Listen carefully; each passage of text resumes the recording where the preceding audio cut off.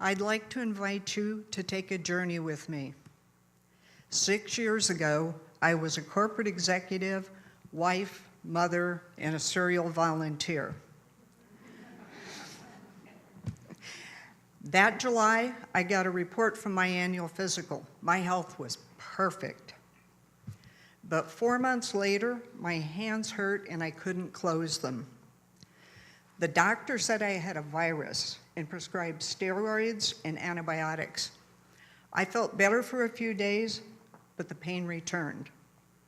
More steroids, more antibiotics, again, brief relief. After 5 months of various diagnoses, I had an appointment at Mayo Clinic. Finally, I thought, I'll have an answer to what's been ravaging my body. Now I can take a pill and get back to my life.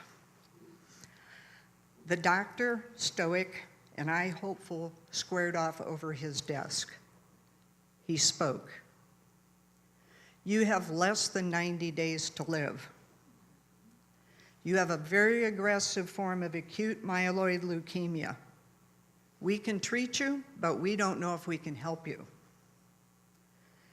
Or we can send you to hospice. My world stopped. I heard only two things: 90 days to live and hospice. I was plunged into darkness.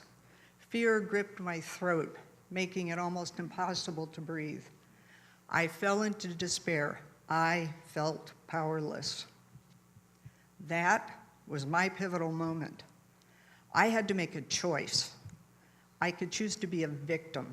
I could fall into the, oh my God, I'm going to die panic. Or I could choose to be an active participant in my return to health.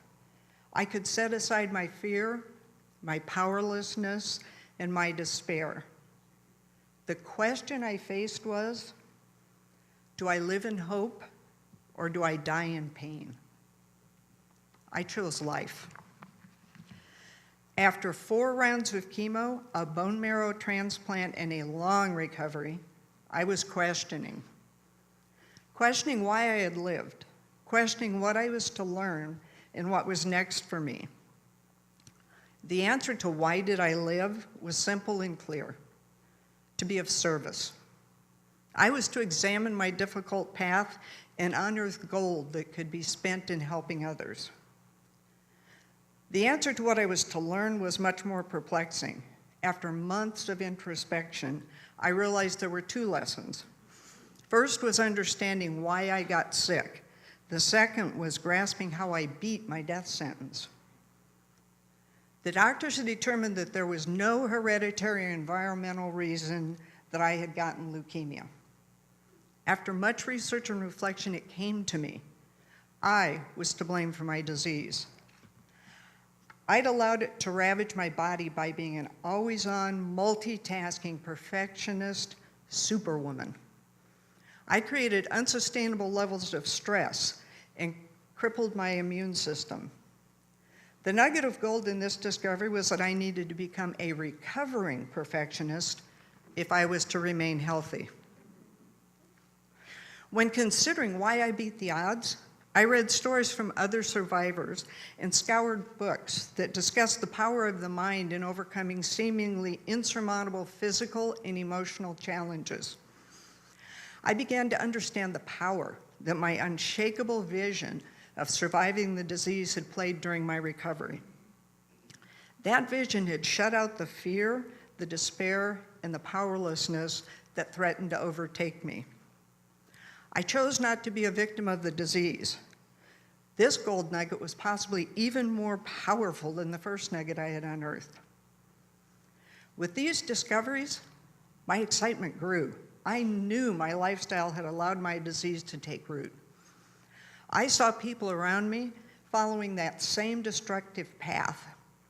I understood the risks that they couldn't see. Cha-ching! I had a little gold. I could help them. I knew my mindset had been key to my survival.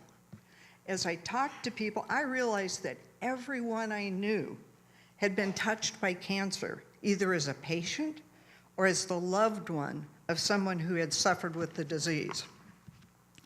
Many of those who walked the cancer path had the same powerful mindset I had to propel them through. Others let their dark fears overtake them. I had walked through the same fear. I understood their pain. It's hard to maintain the survival mindset. Cha-ching! Gold was raining down because I knew I could help them. Helping was my mission, but how? Talking to people at meetings and parties and events, having conversations on airplanes, trains, and buses was great. I loved those conversations. I felt I was bringing hope and inspiration to those I spoke with. But how many people could I realistically help one-on-one? The answer, not nearly enough. In my quest to reach a larger audience, I began to write blogs about my experience, but I soon realized that my platform wasn't big enough. I contemplated how to reach not just hundreds, but thousands and even the millions of people who needed to hear my message. The vision of a book emerged. And that vision ultimately resulted in the release of my first book last October called The Mindset Cure: How I Beat My 90-Day Death Sentence. And that vision has produced the outline for my second book called Better Than Yesterday: Strategies for Shifting Your Mindset to Win at Life. It will be released in 2018. I've received wonderful feedback from people who read my first book. They said that it helped them through tough times. Some even declared, "Your book changed my life." The thought of changing lives drives me. There are many ways to reach people. For many, books are the avenue, but for even more, the personal touch is far more powerful. They want to see the person and they want to hear their voice. I know I need to speak wherever people are gathered and willing to listen. This is my inaugural speech to a large group. You are my first big audience. Thank you. I've also been invited to audition for a TEDx talk about how I used my power mindset to beat my death sentence. I know that the broad reach of TEDx will allow me to touch large audiences and bring my message to those who need to hear that they are not powerless. They can choose not to let fear and despair overcome them, even in the face of one of the most dreaded diseases. My mission is clear: to change the world one cancer diagnosis at a time. Thank you.